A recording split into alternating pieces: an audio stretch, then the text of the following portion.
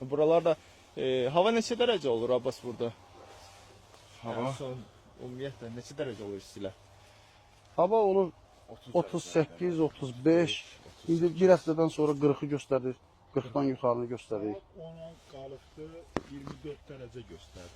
Ona qalır 24 dərəcə. Hələ hava proqnozu vaxtı istiləşmələr gedəcək. Bundan sonra gedəcək. Bundan sonra. Burada mənə elə gəlir ki, kök altı olaraq ancaq maksimum 14 dözər başqa.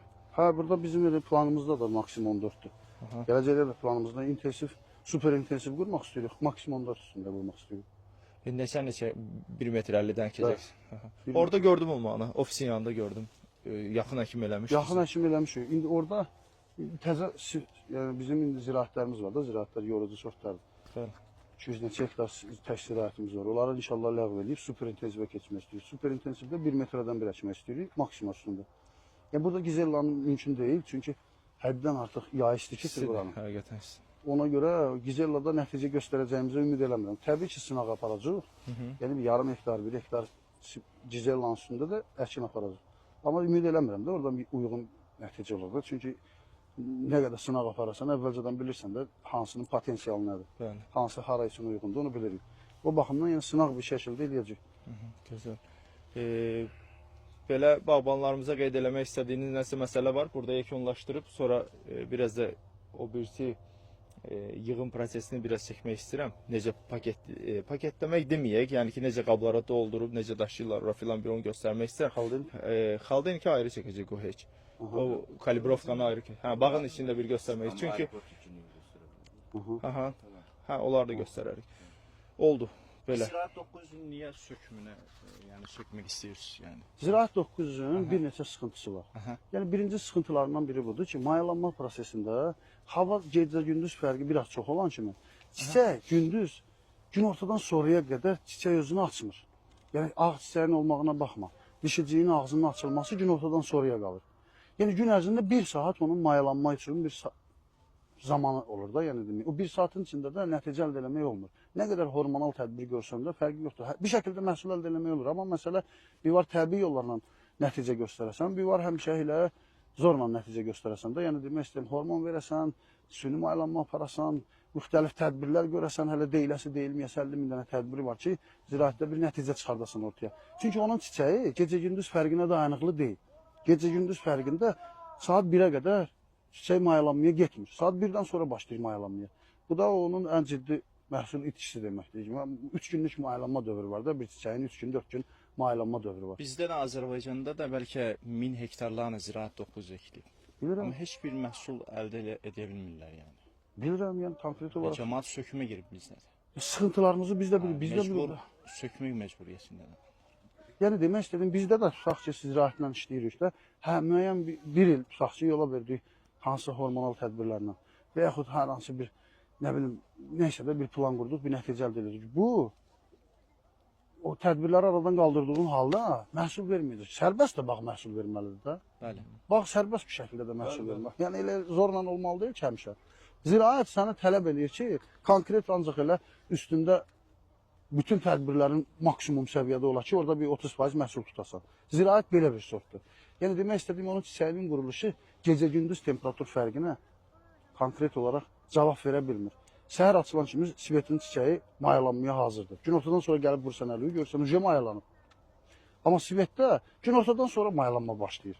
2 saatdan sonra da bilirsiniz də yaz indiki dövr deyil. Bəli. Yaz elədir ki, yaz dövründə gecə-gündüz fərqi ciddi bir şəkildə göstərir də özün. Eyni zamanda da gün də bu qədər uzun olmur. Çiçək açan dövrdə gün də bu qədər uzun olmur da, gün də qısa olur. Onun qısalığı da o demək ki, gün ortadan sonra çiçək mayalanmaya hazır vəziyyətə gəlirsə 2 saatdan sonra da gün batır. Mövzu bitdi. Yəni gün ərzində 2 saatın içində nə əldə edə bilərsən bağdan da? Yəni o baxımdan arı demək olar ki 2 saatın içində nəticə göstərə bilir.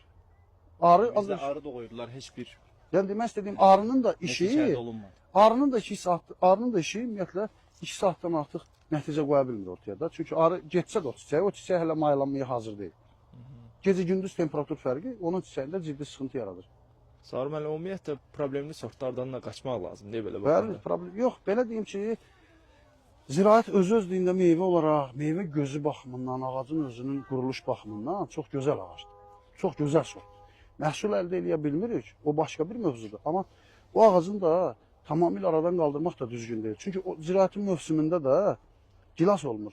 Ziraatin mövsümündə də ziraatin özü də bazarda lazım olur da, yəni demək istədiyim həm möhkəmliyinə görə, dadına görə də digər gilaslardan çox fərqlidir. Onun da üstündə işləmək lazımdır. Amma da ümumi bütün təsərrüfatı ziraatin üstündə qurmaq düzgün deyil də. Təcrübə üçün, tədqiqat üçün mütləq bir şəkildə ziraatin üstündə, onda bir şəkildə bir məhsul vermək variantı var da. Biz bu günləri onları tuttura bilmiriksə, buranın iqlimi uyğun deyilsə, bunlara en azından öyrənməliyik. Bu günləri məsələn burada aydınlaşdırmışam ki, bunun çiçəyinin gecə-gündüz fərqinə dayanıqlığı aşağıdır. Bunun uyğun yerini tapmalıyam. Bunun fermerə məlumat verməliyəm ki, fermer bilsin ki, ziraati məsələn mən burada əkə bilərəm, amma burada əkə bilmərəm. Bunları öyrənmək üçün o sortdan tamamilə imtina eləmək də düzgün bir şey deyil. Bizdə ümumiyyətlə Azərbaycanın heç bir bölgəsində effekt vermədi ziraat toxusu, heç bir bölgəsində. Hər kəs Məsələn, şikayət edir. ziraatin üstünlüyünü mən görərəm Kürdəmirdə. Yəni Hər kəs demək şikayət istədiyim elə regionlarımız var ki, ora ümumiyyətlə gilas regionu sayılmır. Ziraat mənim düşüncəmə görə həmin regionlarda daha yüksək nəticə verə bilər. Tez çiçək açsın, tez tozlanma geçsin. Gecə-gündüz temperatur fərqi az olan yerlərdə onun çiçəyi, yəni onun çiçəyi əsas təsirlənir həmin prosesdən. Gecə-gündüz temperatur fərqi. Elə temperatur fərqi yaratmayan regionlarda ziraatdan yaxşı nəticə göstərəcəyimi düşünürəm. Yox da elə bir bax ki, mən o düşüncəmi, o fikirləşdiyim nəzəriyyəni, apardığım müşahidəni, tədqiqatını aparam. Amma yəni elə bir bağ varsa, elə bir zonalarda, elə bir regionlarda ziraat bağları varsa, orada kontrol edə bilərlər bu nəzəriyyəni. Yəni biz də indi təcrübə aparırıq da, yəni ziraatin və yaxud Svetin özü belə tam öyrənilmiş sayılmır mənə görə. Yəni bu əgər 20 ton məhsul götürmürsənsə hektardan, hələ öyrəniləcək çox şey var. Ona görə hələ Svetin özü belə bu göz oxşayır bax. Çəkirik üstü doludur gilasına. Bu dolu demək deyil də. Bu bizim üçün bu gün doludur. Amma ümumi hektardan 20 tonu verə bilmirsənsə, hələ dolu demək deyil. Bu gün üçün göz oxşayır.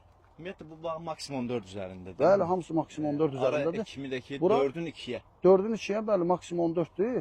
Buranın regionu içində başqa bir zalaqaltının nəticə göstərəcəyini düşünmürəm. Çünki indi məhsul indi yazdır. 5 gündən sonra burada temperatur 45 dərəcə olur. Yəni burada bu şəkildə sərbəst durub yarım saat çəkiliş eləyə bilmirik. Başqa nə demək istəyirəm? Burada 15 dəqiqə durandan sonra özümü bir kölcənəcəyə verməsən, bir sərin yerə verməsən, közümə gələsən, gəlib davam eləyəsən. Yəni elə bir regiondur bura. Burada mən düşünmürəm ki, Gizelladan nəysə nəticə götürmək olsun. Amma sınaq eləmək də lazım.